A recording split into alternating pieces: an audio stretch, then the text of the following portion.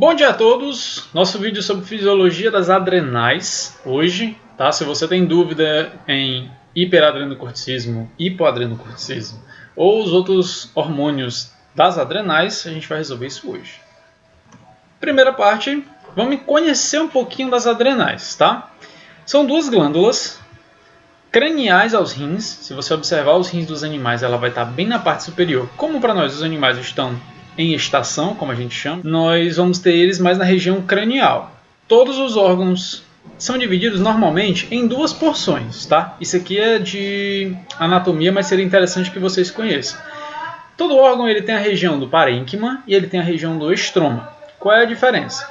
Parênquima é a parte que é útil, que é a parte que faz realmente as funções do órgão. O estroma ele é mais estrutura. Então existe a parte mais estrutural que sustenta o órgão na forma que ele tem e a parte do parênquima que é a parte funcional, a parte que vai atuar realmente na função do órgão. No caso aqui das adrenais, produção de hormônios. Outra divisão seria muito interessante, agora a gente vai focar especificamente nas adrenais. Aqui é uma das adrenais, tá?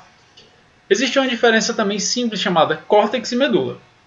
Córtex é a região mais externa, mais próxima ali da cápsula, da parede externa dos órgãos, e a medula a região mais interna. Essa divisão existe porque são células diferenciadas. Aqui são os exemplos de hormônios que são produzidos em cada uma dessas regiões. Nessa região bem mais externa aqui, a aldosterona. Nessa região mais clarinha ainda do córtex, cortisol. Por fim, sem sair do córtex ainda. Tudo isso aqui é córtex. A gente vai ter a produção de hormônios relacionados aos andrógenos. Para a medula, a gente tem produção de catecolaminas. E as principais catecolaminas daqui vão ser a epinefrina e a norepinefrina, que é a conhecida adrenalina e noradrenalina. Tá? Por que a gente tem essa divisão? Porque do córtex, cada hormônio desse daqui está em ordem, tá? A aldosterona é produzida nessa região glomerulosa, o cortisol na fasciculada e os andrógenos na reticulares. Fiz esse corte histológico, porque normalmente quando a gente chega no laboratório que você vai observar, a gente fica se perguntando o que é aquele órgão. Então aqui para facilitar vocês de conhecerem, certo? É bem identificada a diferença do córtex para a medula, tá? O córtex ele tem 3 camadas e aqui nessa região a gente consegue ver claramente a diferença dos tipos celulares, tá? Aqui bem mais denso e mais escuro, menores. Aqui já mais alongadas. Tem mais espaço de citoplasma, por isso que elas estão mais clarinhas. E aqui a zona reticular, que ela é um meio termo entre as duas, tem um tamanho maior, comprimento maior de células, mas não tão condensada quanto a glomerulosa. E vamos à parte que importa. Vamos para os hormônios. Hormônios adrenocorticais, ou nome lindo. Vamos conhecer primeiro, tá? Como tem duas regiões, vamos falar de cada uma separadamente. Primeiro a gente vai falar do córtex. São 3 tipos de hormônios que são produzidos: os mineralocorticoides, os glicocorticoides e os androgênios. Qual camada produz qual tipo de hormônio? Já botei na ordem para vocês para não dificultar, certo? No córtex, as 3 camadas mineralocorticoides vão ser produzidos aqui na glomerulosa, glicocorticoides produzidos na fasciculata e os androgênios na reticulares, certo? Por fim, continuando, nós temos a medula, que é a região mais interna da adrenal, que nós vamos ter 2 tipos aqui também de hormônios, a adrenalina e a noradrenalina.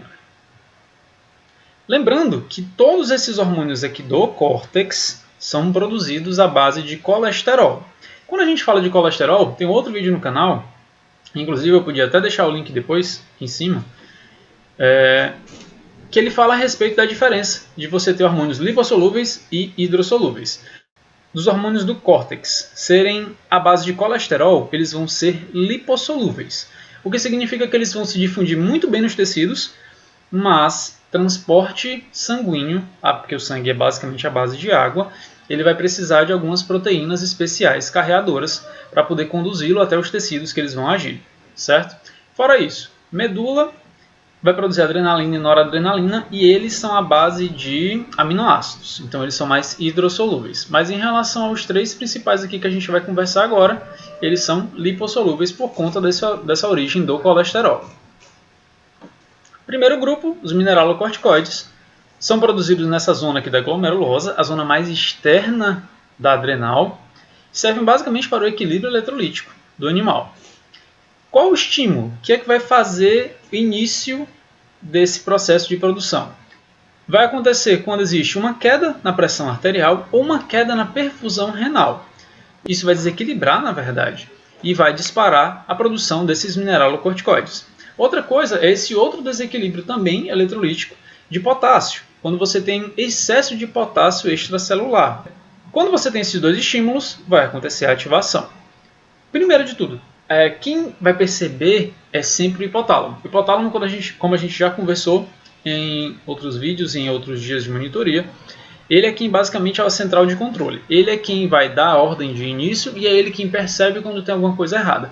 Quando ele percebe esse problema aqui de cima, da pressão arterial, da perfusão, ele vai dar a ordem para a adenohipófise. Dando a ordem, a adenohipófise ela vai começar a produzir ACTH. ACTH não é acetilcolina, gente, por favor. ACTH é o hormônio adenocorticotrófico. Para mineralocorticoides e para responder a esse estímulo aqui específico, ele vai estimular a região da glomerulosa a produzir um outro hormônio, a produzir aldosterona. Tá? ACTH é o hormônio que vai disparar a adrenal a produzir os hormônios necessários. E aí, de acordo com o tipo de disfunção que nós estamos tendo, ela vai produzir um hormônio diferente. Nesse caso, o ACTH ele vai disparar, por conta da baixa pressão arterial e da baixa perfusão, o sistema renina-angiotensina-aldosterona, que no caso da aldosterona é o nosso hormônio aqui de predileção hoje. Ele é quem vai fazer a questão do controle da volemia. Resumindo, mineralocorticoides, quando existe algum tipo de desequilíbrio eletrolítico, ele vai estimular a adenohipófise a produzir o ACTH e o ACTH vai disparar esse sistema todo aqui, renina, angiotensina, aldosterona. E a aldosterona é o nosso hormônio de predileção aqui dos mineralocorticoides. Temos também os glicocorticoides. São produzidos na zona da fasciculata e sempre que existe algum tipo de regulação para o metabolismo da glicose ou resposta ao estresse, certo? A ativação acontece também por meio do ACTH. Ele vai estimular a adenileuciclase, que está ali na superfície celular, na membrana mesmo celular dos animais. Estimulando a adenileuciclase, vai estimular o AMP cíclico e o AMP cíclico vai fazer a produção de cortisol. Essa é só uma etapa, um passo a passo para vocês entenderem de onde é que vem a produção. Mas se eu falar de glicocorticoides, a gente está falando de cortisol, que é o hormônio do estresse. Qual é o feedback negativo dele? Quando é que o organismo para de produzir cortisol? Se você entrou numa situação de estresse e você passou daquela situação, como é que o organismo entende que você precisa parar de produzir? Quando você tem altos níveis de cortisol. O próprio cortisol, quando ele está em excesso, o hipotálamo vai receber as informações e vai dizer, já tem demais, vamos reduzir. E aí você começa o feedback negativo e é cortada o estímulo à adenohipófise e o ACTH não sendo mais produzido, você não vai ter mais a produção dessa cadeia, adenileuciclase, AMP cíclico e cortisol. Interessante, quando é necessário glicose, o cortisol entra em ação, a baixa da glicose não gera um feedback positivo. Ela vai estar positivo aqui. Não gera um feedback positivo. Porque a baixa da glicose não vai produzir cortisol. Tranquilo? O último tipo de hormônio que nós temos aqui são os andrógenos. Para os andrógenos, a região da adrenal, do córtex da adrenal, que produz é a zona reticular, tá? Eles vão interagir principalmente com os receptores de hormônios masculinos, como a testosterona. E a testosterona ela é o hormônio ativo. Por que eu estou falando que ele é o hormônio ativo? Porque os hormônios mesmo produzidos, os andrógenos em si, são a desidroepiandrosterona, esse DHEA, e a androstenediona. Por que eu estou falando deles dois? Eles dois são os hormônios mesmo produzidos pelo córtex nessa região de andrógeno, na região reticular. Mas eles não são formas ativas. O que ela vai fazer? Ela vai deixar material disponível. O fato desses dois hormônios não serem ativos, mas eles estarão disponíveis no organismo, os outros tecidos, como por exemplo o tecido adiposo, conseguem convertê-lo em testosterona. E isso vai fazer com que o organismo tenha material disponível. A testosterona está ligada não só à questão do organismo masculino, mas também em relação nas fêmeas à densidade óssea, à massa muscular e ao comportamento do estro. O estro é o cio, certo? Então, apesar das fêmeas precisarem em pouca quantidade, as adrenais das fêmeas também vão produzir esses dois hormônios, já que elas não produzem testosterona diretamente, mas esses dois hormônios vão ser convertidos em testosterona para manter essas funções em funcionamento. Tranquilo? Agora vamos falar diretamente da fisiologia do cortisol, porque é através dele que estão relacionadas algumas das patologias que a gente tinha conversado mais cedo, o hiperadrenocorticismo e o hipoadrenocorticismo. Primeira parte, hormônio cortisol, tá? Ele é liberado em meio a desafios. E quando eu falo desafios, pode ser calor, frio, alguma pancada, alguma dor que o animal esteja sentindo, infecção ou, no caso mais comum, em casos de luta ou fuga. O hormônio cortisol também está relacionado ao ritmo circadiano. Caso vocês não lembrem, é aquela questão de noite e dia. Sendo que ele é produzido com maior frequência ao amanhecer e ele vai reduzindo a sua produção até que ficar em níveis mínimos, ali, quando já no finalzinho da tarde. O interessante seria manter isso, tá? Para a saúde do organismo. Em relação aos efeitos do estresse crônico, se você não consegue baixar o seu nível de estresse no final da tarde, você mantém aquilo durante longos períodos à noite, ou por semanas exposto a um calor excessivo, a um frio excessivo, quais são os efeitos disso? Você pode hipertrofiar a zona da fasciculada, que vai produzir o cortisol, e você vai ter uma série de efeitos do estresse, que seriam os dois principais aí, a perda de peso e principalmente a imunossupressão, que a gente vai já entender por que é que ela vai causar esses dois efeitos, tá?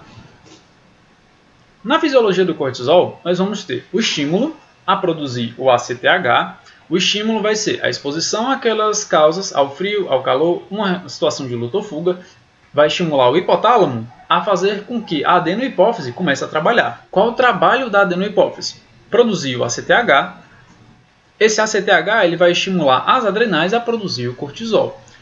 Para quê? Para que a gente vai produzir o cortisol numa situação dessa, como por exemplo de luta ou fuga? Para ter energia. Por quê? O que é que o cortisol vai fazer no organismo do animal? Ele vai liberar açúcar no sangue. Ele vai, através da neoglicogênese, converter lipídio ou proteína, prioridade é lipídio, tá?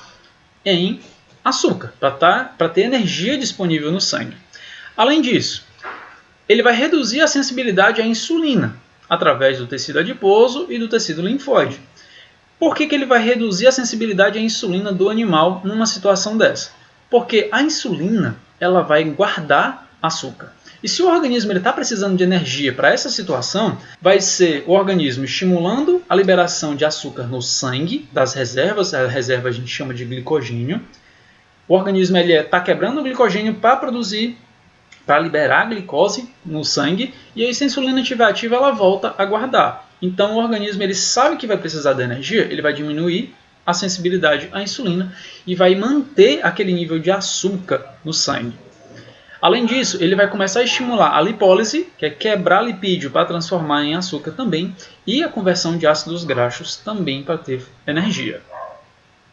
Além disso, ele vai potencializar o glucagon. E o glucagon ele é o oposto da insulina. Se a insulina guarda, o glucagon ele solta. Ele vai quebrar o glicogênio para essa produção de açúcar disponível. E aí onde é que entra a imunossupressão na história? Todos esses efeitos do cortisol vão estar relacionados também à perda da L-selectina. Para quem não lembra, na imunologia, ela está relacionada à diapedese. A diapedese é quando os neutrófilos vão precisar sair da corrente sanguínea, atravessar a parede do vaso e ir para o tecido que está sendo invadido para combater a infecção. Nesse caso, como não vai ter a diapedese por conta da perda da L-selectina, que é o sinalizador da onde precisa atravessar, e além disso, a perda de alguns dos fatores inflamatórios, você não vai ter a inflamação, você não vai ter a diapedese, você não vai ter a resposta do seu organismo à infecção. Sem essa resposta, você começa a ter imunossupressão.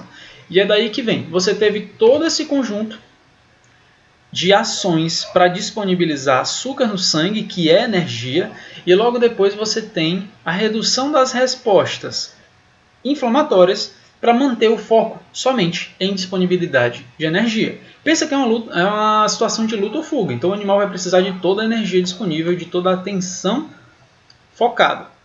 Isso tudo vai fazer com que ele perca algumas dessas funções.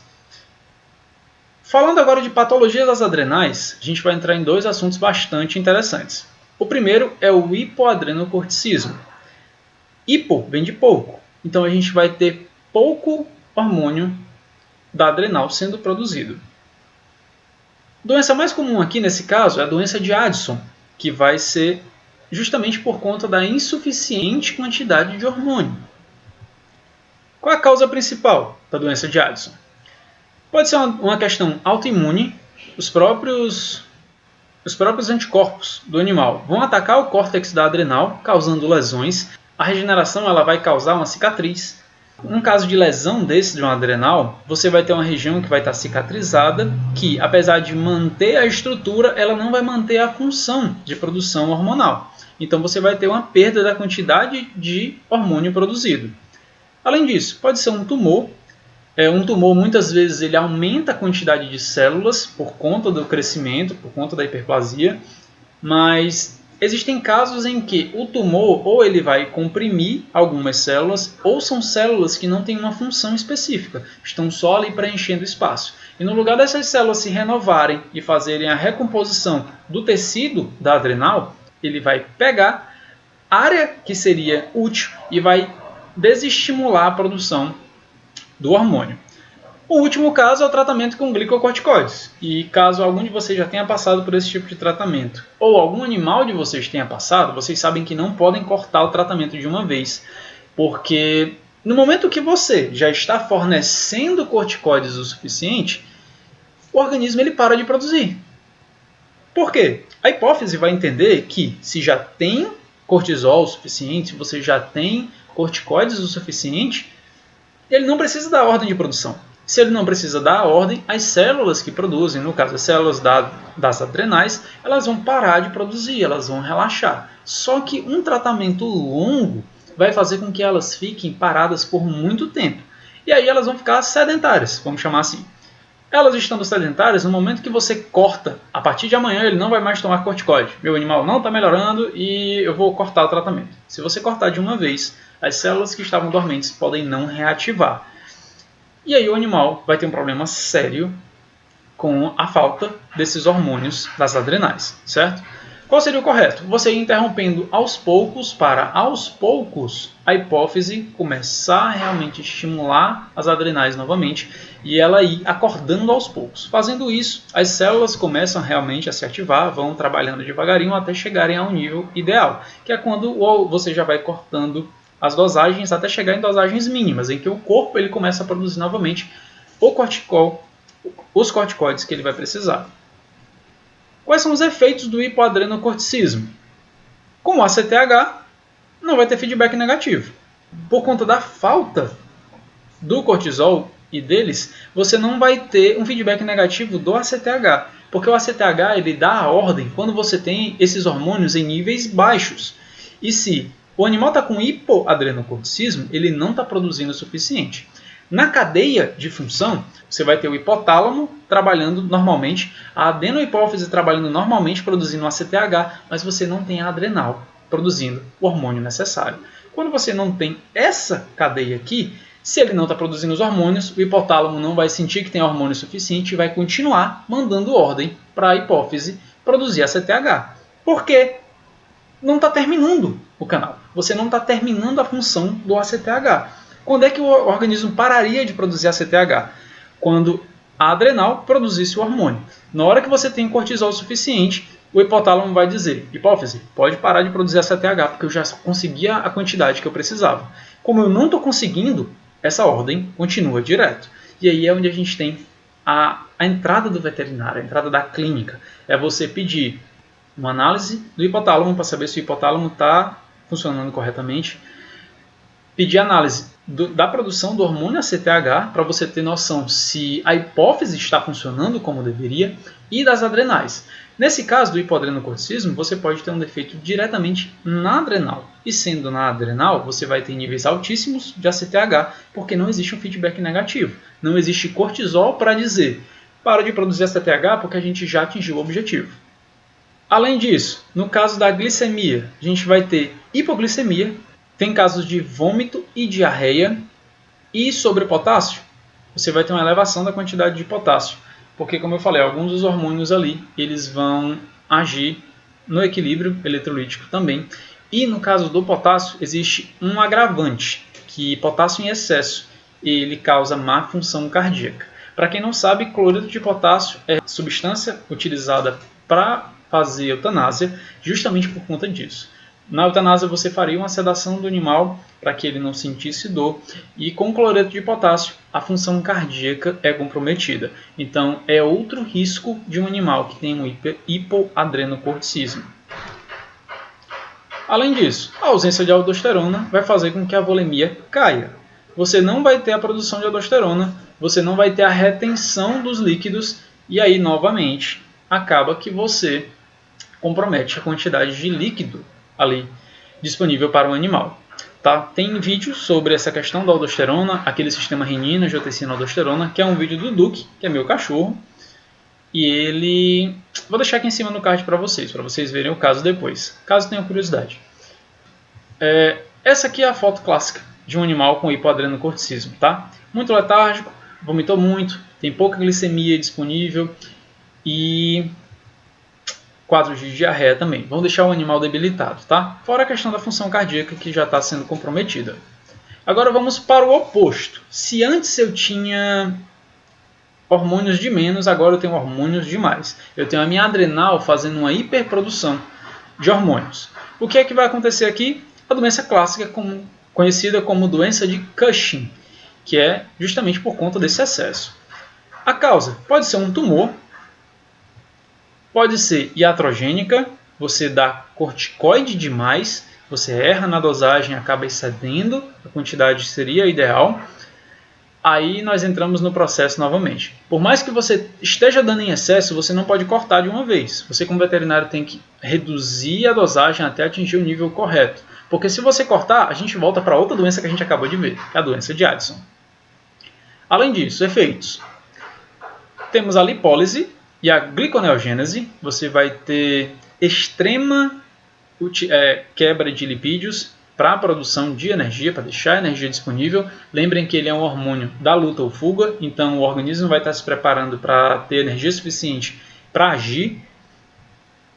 Temos aqui também redução da síntese e aumento da degradação de proteínas. Temos um quadro de hiperglicemia, justamente por conta da disponibilidade de energia, que vai gerar quadro de polidipsia e poliúria. Polidipsia é beber água com mais frequência e poliúria é urinar com mais frequência. Por quê? Porque o organismo dele está trabalhando a 1000, certo? Para quem gosta de equinos, temos o caso também de hirsutismo, nomezinho bastante diferente, que significa a questão de pelos longos que não se desprendem. Tá? É uma identificação clássica quando você tem cavalos com esse tipo de sinal clínico, pelos longos que não se desprendem. Pode ser um caso de hiperadrenocorticismo. Vale a pena ser avaliado, tá? Com certeza o professor mostrou essa foto para você, que é mostrando os sinais clínicos de um animal com hipoadrenocorticismo, certo? Você vai ter polifagia, que é ele comer com frequência, polidipsia, que é beber água com frequência. Você vai ter ascite, certo? A-S-C-I, ascite, e justamente por conta da volemia. Você está aumentando muito a volemia do animal para manter o funcionamento em alto nível, para ele estar nessa questão de luta ou fuga, só que sem ele precisar utilizar. Quando ele não utiliza, quando ele não dispara para caçar ou para fugir de um predador, ele acaba acumulando e essa perfusão tecidual aumenta. Então você vai ter acúmulo de líquido aqui na região do abdômen. E aqui, interessantíssimo para quem gosta de clínica. Quando você tem um animal que está com perca de pelo, primeira coisa que me vem à cabeça é fungo. O animal ele se molhou por algum motivo e passou muito tempo molhado, não teve o tutor que chegou ali para secar. O que vai acontecer? Ele não secando, você pode ter a cultura de fungos crescendo no animal por conta do aumento da umidade. Mas isso é pontual. Isso você não vai ver simetricamente nos lados do animal, certo? Você encontra um ponto ali de queda de pelo, que a gente chama de alopecia, um outro ponto perto da pata, na região que ficou úmida. No caso do hiperadrenocorticismo, você vai ter essa alopecia bilateral. Se acima da coxa do animal você tem queda de pelo do lado direito, do lado esquerdo também vai ter. Isso é sinal de que você não tem um quadro simplesmente de fungo. Pode estar associado? Pode. Mas o quadro não é somente de fungo. Se você tem isso bilateral no animal, pode ser um caso de hiperadrenocorticismo e tem que ser avaliado. Fora isso, o organismo trabalhando a mil, gente, o animal vai emagrecer. Tá? Vão ser retiradas todas as reservas dele. Ele, por mais que coma, vocês lembram que a sensibilidade à insulina está baixa, então ele não vai conseguir guardar e vai utilizar o que ele já tem. Seja reserva normal, que é o glicogênio, reserva de carboidrato, ou reserva de proteína, que é músculo, ou reserva de lipídio, que é o tecido adiposo. Aqui está o exemplo da ascite e aqui o exemplo da alopecia. Tranquilo? Medula adrenal. Na parte da medula, nós temos a produção de outro tipo de hormônio. São catecolaminas, mais precisamente, epinefrina e a norepinefrina. A origem deles é um pouco diferente da origem dos hormônios do córtex da adrenal. Lá a gente tinha a base de colesterol. Aqui, os hormônios, as catecolaminas, vão ser a base de aminoácidos, mais especificamente o aminoácido tirosina. A ativação deles acontece através do sistema nervoso simpático, em resposta ao estresse. Pensa aquela questão de luta ou fuga que a gente estava vendo? Pois é, além de você ter a produção do cortisol pelo córtex da adrenal, a adrenal também vai ser estimulada a produzir adrenalina, que vai gerar todas aquelas reações e preparar o organismo do animal para a situação de luta ou fuga, que é o nosso exemplo-chave aqui para entender todo esse funcionamento. Qual o tipo de ativação? Ela vai atingir os receptores adrenérgicos, produzindo vasoconstrição visceral e vasodilatação periférica. E aqui eu quero a atenção de vocês. Porque no momento que eu falo, a epinefrina causa vasoconstrição ou vasodilatação? E aí eu lhe respondo, aonde? Por quê? Para os órgãos internos, vocês entendem junto comigo que função digestória, todos os órgãos digestivos, eles não precisam estar funcionando no momento de luta ou fuga. Então vamos guardar isso. Se a epinefrina, que é a adrenalina, ela é liberada numa situação de luta ou fuga, o organismo ele não vai estar preocupado em digerir o que está no organismo do animal. Então ele vai reduzir a vascularização, eu vou ter uma vasoconstrição, uma diminuição dos vasos de toda a parte visceral do animal, e eu vou redirecionar esse sangue, eu vou ter uma vasodilatação, dilatação dos vasos periférica. Eu vou transferir o sangue que estava aqui, não todo, obviamente, para não ter isquemia, mas eu vou transferir o fornecimento de sangue que estava aqui para os músculos, porque os músculos sim estão sendo úteis agora. Então, quando o animal precisa entrar numa caça ou fugir de um caçador, ele vai precisar de sangue e de toda a energia disponível, energia essa que é a glicose que estava lá no sangue que a gente viu, que o cortisol liberou muito açúcar no sangue, eu vou precisar que esse açúcar chegue aos músculos para ser convertido em energia para aquelas explosões, para aquelas corridas vorazes que nós vemos aí em muitos documentários. Então, a adrenalina ela vai fazer vasoconstrição visceral, mas ela produz vasodilatação periférica. Efeitos disso: aumento da pressão arterial, o sangue é levado para os músculos e o que acontece com a frequência cardíaca e com o inotropismo. Inotropismo é força de contração. Antes de eu mostrar aqui, vamos pensar um pouquinho. A gente está numa situação de luta ou fuga. Eu preciso que o coração bata mais ou menos? Mais, gente. Tá? Eu preciso de toda a energia disponível e todo mundo trabalhando para a sobrevivência do animal. Eu vou ter como efeito também a glicólise para disponibilidade de energia, assim como a lipólise também. A taxa basal metabólica do animal vai aumentar, porque todo o organismo vai funcionar a 1000. E esse funcionamento a 1000, em caso de luta ou fuga, ele também vai acontecer caso o animal não precise disso, caso seja um animal idoso, mas que tem a disfunção da adrenal. Tá? Quando é que isso vai acontecer? Aqui é um exemplo perfeito. Tudo isso que a gente está conversando através, seja o hiperadrenocorticismo Ou seja, a função da adrenalina é justamente para esse momento aqui. É um momento desse aqui de caça. Tanto o antílope quanto o guepardo, ambos estão a 1000. E todas essas funções que a gente estava conversando até agora vão estar ocorrendo no organismo deles. Perfeito? Caso vocês estão curiosos, não tem como saber se o guepardo pegou ou não o antílope, porque é um GIF, não tem até o final. Pessoal, foi isso. Nosso vídeo hoje sobre fisiologia das adrenais.